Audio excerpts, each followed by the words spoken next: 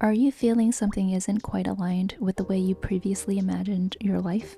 Without warning, you suddenly lose the drive you once had to study, work, or create. Drifting through your days on autopilot, your energy worn thin, and life feels muted.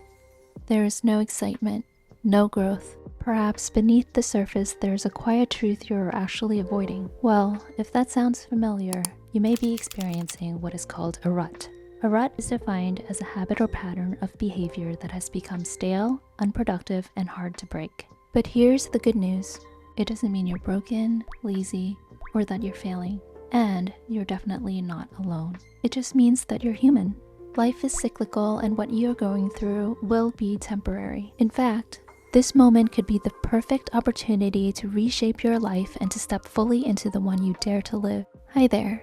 If you're new here, welcome to Autumn Cascades. In this video, I will be sharing 3 easy steps to help you get out of a rut and change your life instantly. You can follow what I call the ARC or ARC method. Step number 1 is to practice awareness of your rut and to set an intention for change and action. The first important step to making any real change is to be aware of your current situation. If you are watching this, you have already taken that bold first step. And that's huge.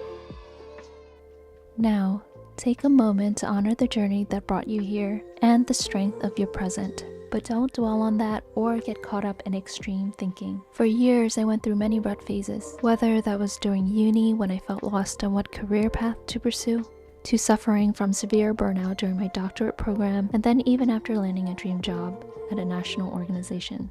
I still felt at times that I was in a rut. Through lots of inner work and self-reflection, I slowly learned how to anchor myself in the present, which brought forth greater clarity and focus on how to break out of each rut. To make any real changes, you must first confront where you are now before you can map the exact path to your future self. There is what I call in-action awareness of being in a rut. In other words, the state of being aware that you are not taking any action to break free from it precedes any intention setting for your specific desired behavior change. A lot of the times we are not even aware that we are in a rut.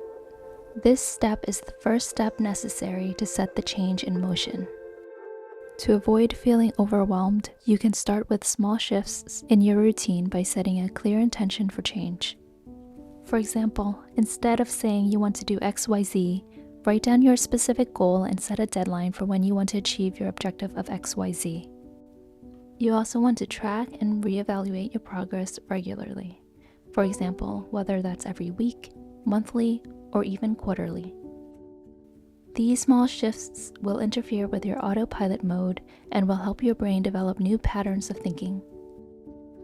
The most important part that is tied to being aware and setting your intention is to then take action.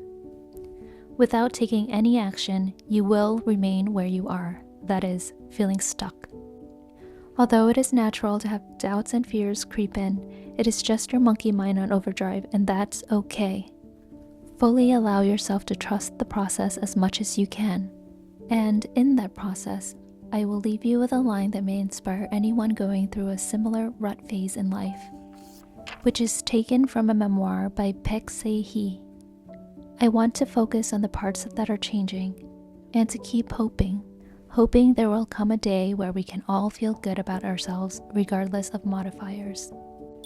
Step number 2 is to reframe failure, rejection, or stagnation as redirection.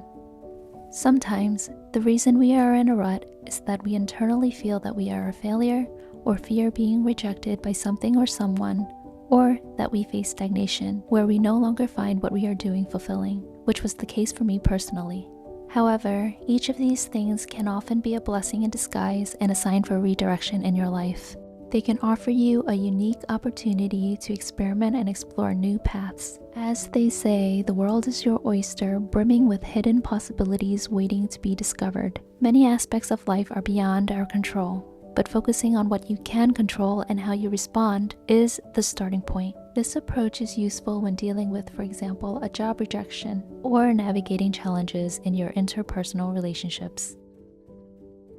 If you remain open-minded, there will always be new experiences on the horizon that will be attracted into your life. Being adaptable is also key to maintaining a balanced lifestyle while nurturing meaningful relationships. For me, reframing my mindset to letting go and not resisting whatever I encountered by far was the most helpful step toward personal growth and healing.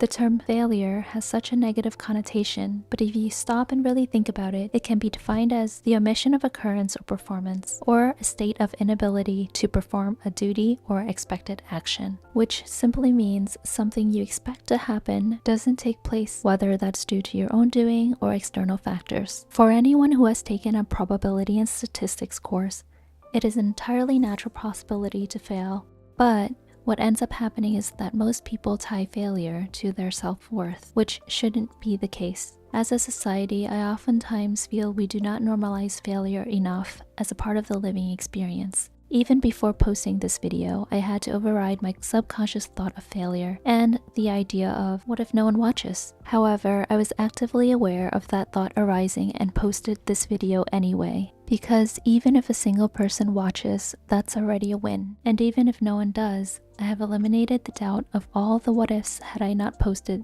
Nicely stated in the book Big Magic, you can measure your worth by your dedication to your path, not by your successes or failures. And as Winston Churchill once said, success is the ability to go from one failure to another with no loss of enthusiasm. After you recognize your rut and reframe your mindset, you are finally ready for step number 3, which is to reinforce consistency into your routine. The fastest way to reach your goal is through consistent action. Remember that success isn't always linear. Discipline and effort are equally important, even when progress doesn't feel fast. The courage to take these small steps each day adds up over time, and that's where true growth happens. Of course, allow yourself to have off days. Burnout is very real as someone who is an overthinker and experienced burnout multiple times. Instead, taking breaks is necessary to propel yourself forward. But fix your eyes on the bigger picture, that long-term goal you're working toward. Chances are you've heard of the compound effect, where small and sometimes seemingly insignificant actions over time can lead to exponential growth and self-mastery. It is easy to lose motivation, but when that happens, remember your why and the intention behind your work. Tap into what inspires you, whether that's reflecting on your purpose or finding something that sparks motivation again. But don't forget to enjoy the process without an attachment to the outcome. Here's a secret: not all successful people have everything figured out. But the great news is that, as Marie Forleo would say, everything is figure-outable. And one thing that most, if not all successful people share in common is consistency. It's not the grand sudden changes overnight that will make the difference, but the everyday effort that adds up. Aside from this habit formation for consistent action, remember that mastery is a gradual process. And with each iteration of your work or routine, you get to refine your craft.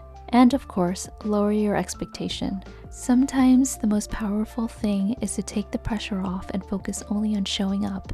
And before you know it, you'll surely look back one day and be proud of how far you've come. So there you have it, 3 steps of the ARC method that you can implement right now if you are currently in a rut, feeling stuck, or simply in need of a change. Leave a comment below if you find anything in this video that resonates. Let me know if you are currently in a rut and how did you face it. I would love to hear your stories. Thank you so much for sticking around. This is Autumn Cascades, and I'll catch you in the next one.